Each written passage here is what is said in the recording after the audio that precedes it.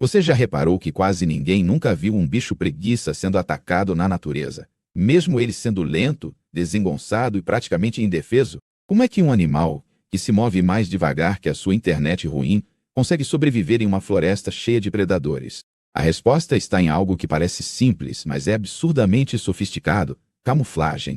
Só que, no caso do bicho preguiça, não é só cor que se mistura com o ambiente. É um sistema inteiro de sobrevivência baseado em parecer nada, como se ele não existisse. E se eu te dissesse que a preguiça é tão bem camuflada que muitas vezes o predador passa do lado dela e simplesmente não vê? E que, além da cor do pelo, o próprio modo de viver do animal é uma peça fundamental dessa camuflagem. Fica até o final, porque no clímax desse vídeo você vai descobrir que o bicho preguiça, que parece um dos animais mais vulneráveis do mundo, na verdade é um mestre em desaparecer diante dos olhos dos outros. Vamos começar respondendo uma pergunta que parece óbvia, mas não é. Por que diabos um animal tão lento ainda existe? Se você olhar para um bicho preguiça pela primeira vez, a impressão é quase a mesma. Isso aí não tem a menor chance na natureza. Ele é lento, quase não se defende. Não tem dentes afiados de ataque, não corre, não salta, não tem veneno, não ruge, não dá medo. Parece um animal mal projetado. Mas aí vem o choque de realidade. Ele está vivo há milhões de anos. A preguiça moderna é descendente de linhagens que já existiam antes de muitos mamíferos que conhecemos hoje surgirem. Espécies vão e vêm, mas os bichos preguiça seguem lá pendurados nas árvores, com a mesma cara de sono. Como isso é possível? A primeira coisa que você precisa entender é que a natureza não premia o mais forte, o mais rápido ou o mais bonito. Ela premia o mais adaptado. E o bicho preguiça é extremamente adaptado a ser invisível. O corpo dele é inteiro moldado não para abrigar, não para correr, mas para não ser visto. A lentidão extrema economiza energia, mas também evita chamar a atenção. O pelo não é apenas pelo, é um cenário vivo de floresta em miniatura. E o comportamento dele, desde a posição que escolhe na árvore até o horário em que se move, é tudo parte de um plano de camuflagem. Se você ainda está comigo, agora vem a parte em que a gente começa a desmontar esse mito do animal inútil e ver como a preguiça é, na prática, uma sombra grudada na árvore. Mas antes pensa nisso. Se ela some tão bem assim, quais são os detalhes que fazem os predadores simplesmente ignorarem a presença dela? Vamos descer uma camada e falar de algo que parece simples, mas é genial: a cor do corpo. Os pelos do bicho preguiça não têm só uma cor bonitinha de marrom sujinho. Eles são literalmente desenhados para confundir o olho dos predadores. O tom do pelo é uma mistura de marrom, cinza e até esverdeado, o que já ajuda muito quando o animal vive num ambiente cheio de troncos, galhos e folhas. Mas não para por aí. Se você olhar de perto, o pelo da preguiça não é liso. Ele tem ranhuras microscópicas, como pequenos canais. Esses sulcos criam sombras e reflexos quebrados, que distorcem ainda mais o formato do corpo. Isso significa que, ao invés de formar uma silhueta clara de animal, o corpo vira um conjunto de manchas, luzes e sombras, exatamente como a casca de uma árvore coberta de musgo. E tem mais um detalhe: cada espécie de preguiça vive em regiões de floresta um pouco diferentes, com variações de umidade, luz e vegetação. O padrão de cor do pelo delas acompanha isso. Algumas têm tons mais claros, outras mais escuros. É como se cada população estivesse afinada com o tipo de fundo visual que predomina onde elas vivem. Agora, pensa comigo. Um predador como uma harpia, uma águia enorme da floresta, voa lá em cima, tentando localizar qualquer coisa que se destaque no meio do verde. Ele procura movimento, brilho, contrastes. Um macaco se mexendo, um pássaro voando, um animal correndo no chão, todos chamam a atenção. A preguiça não. Ela está grudada no galho, com o corpo alinhado ao tronco, com uma cor que parece parte da madeira, e um pelo que quebra qualquer contorno. Para o olho do predador, ela vira mais um pedaço da árvore.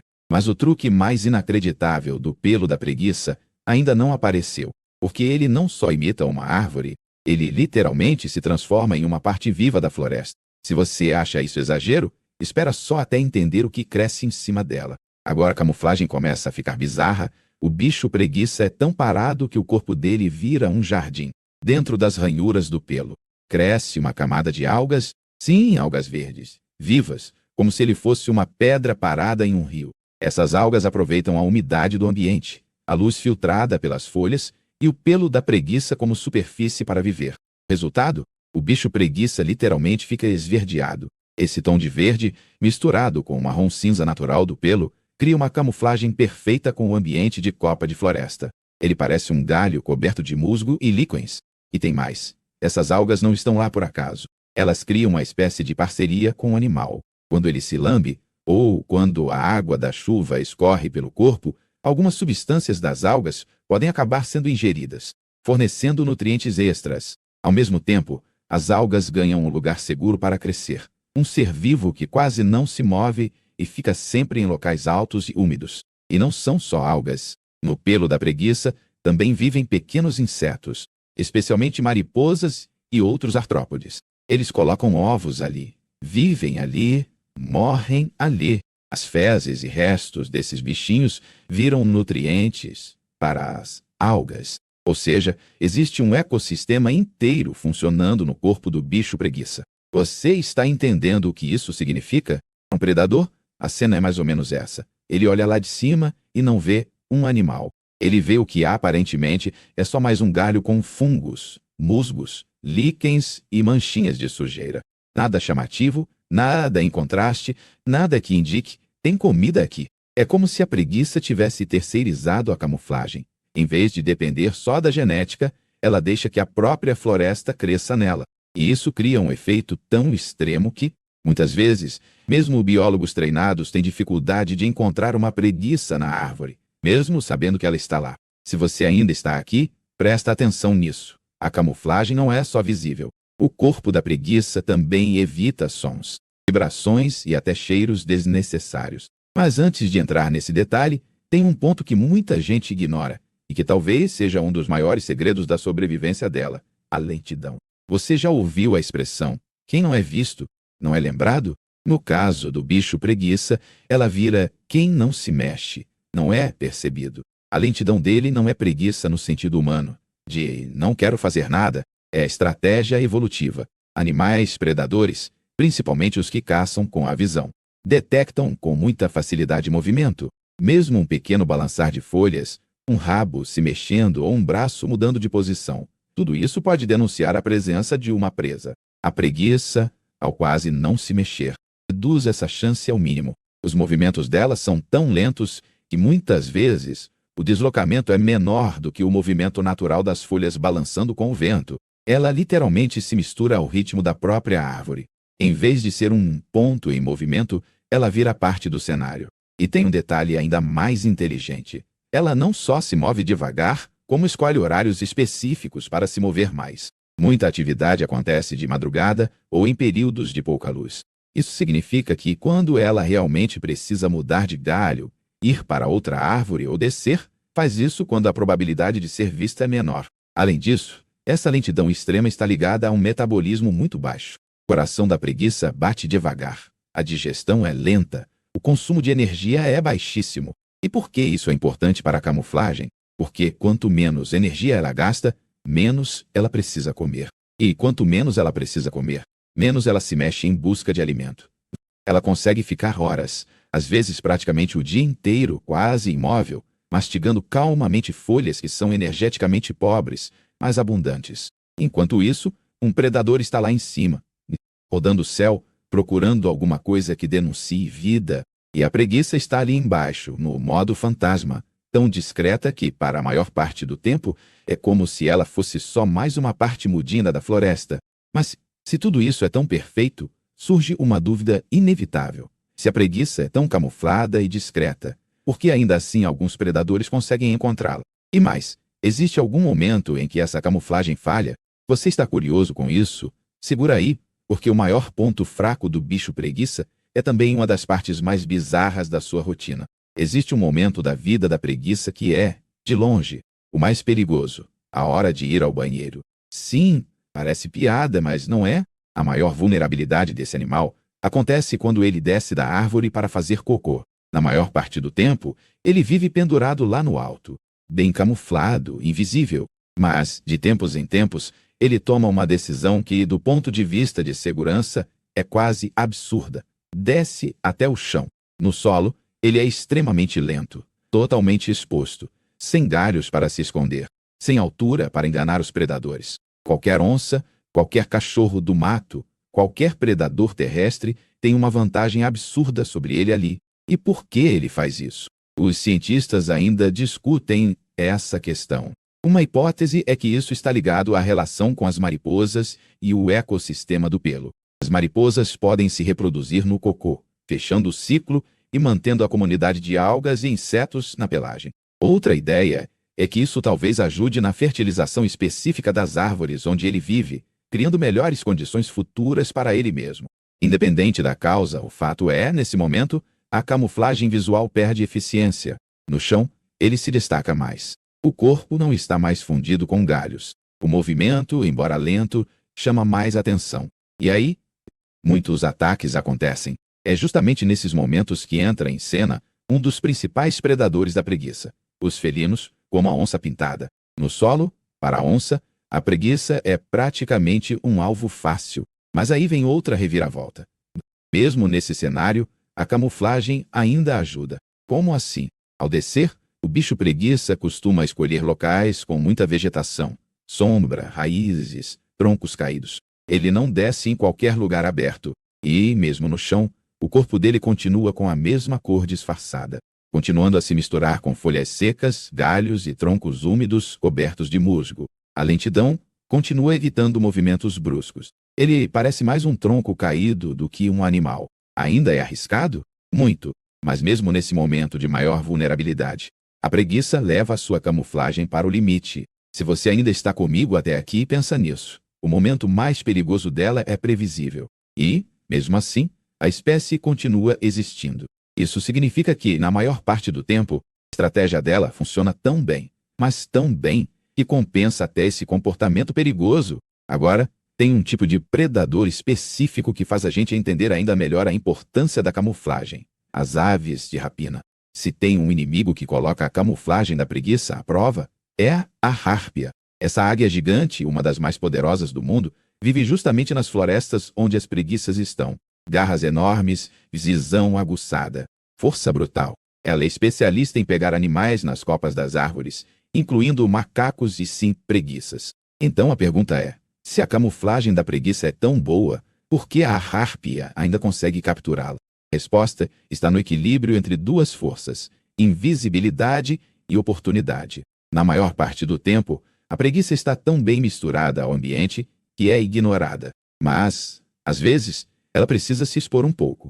Trocar de galho, mudar de árvore, esticar o braço para alcançar folhas novas. Pequenos movimentos, mas que, para uma hárpia atenta, podem ser suficientes. Só que aí vem a parte interessante. Muitas dessas aves caçam usando principalmente visão de movimento e contraste. Um macaco saltando de galho em galho é um alvo até fácil de detectar. Já a preguiça, por se mover em câmera lenta, reduz muito a chance de ser notada. Por isso, a taxa de encontros é baixa. Ela não precisa ser invisível o tempo todo. Ela precisa ser invisível o suficiente para que, ao longo da vida, os poucos encontros com predadores não sejam frequentes demais. Além disso, quando está bem posicionada no meio das folhas, com o pelo esverdeado, ocupando um lugar alinhado ao tronco, ela praticamente some. Relatos de pesquisadores mostram situações em que, mesmo olhando fixamente para a árvore onde a preguiça estava, demoraram vários minutos para encontrá-la. Isso diz tudo sobre o poder da camuflagem dela. Mas ainda tem uma outra camada disso que pouca gente considera: o papel do silêncio, do cheiro e até do funcionamento interno do corpo na camuflagem geral. Porque não adianta parecer uma árvore se você soa e cheira como um animal em pânico. Imagina um animal que, além de ficar quieto e parado, quase não emite sons, não corre, não respira de forma ofegante, não bate o coração acelerado na maior parte do tempo. Essa é a preguiça. O metabolismo baixo não é só um truque para economizar energia. Ele também ajuda a reduzir sinais indiretos da presença dela.